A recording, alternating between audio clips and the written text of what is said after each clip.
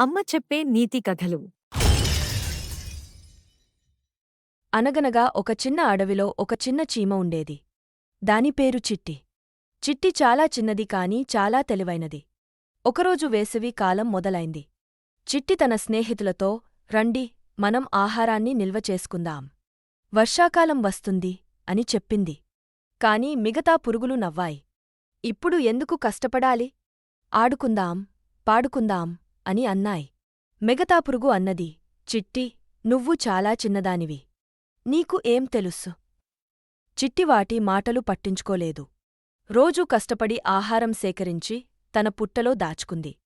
కొన్ని నెలలు గడిచాయి. వర్షాకాలం వచ్చింది. భారీ వర్షాలు పడ్డాయి. మిగతా పురుగులకు ఆహారం దొరకలేదు. వాటికి చాలా ఆకలిగా ఉంది. అప్పుడు చిట్టి వాటిని తన దగ్గరకు పిలిచి తన దగ్గర ఉన్న ఆహారాన్ని పంచుకుంది. మీరు నా స్నేహితులు. కష్టకాలంలో ఒకరికొకరు సహాయం చేసుకోవాలి అని చెప్పింది. మిగతా పురుగులు తమ తప్పు తెలుసుకున్నాయి. చిట్టి, నువ్వు మాకు మంచి పాఠం నేర్పించావు. ఇకనుంచి మేము కూడా నీలాగే కృషి చేస్తాం అని అన్నాయి. నీతి: ఎప్పుడూ మన భవిష్యత్తు కోసం ముందుగానే ప్లాన్ చేసుకోవాలి. స్నేహితులతో పంచుకోవడం మంచి లక్షణం.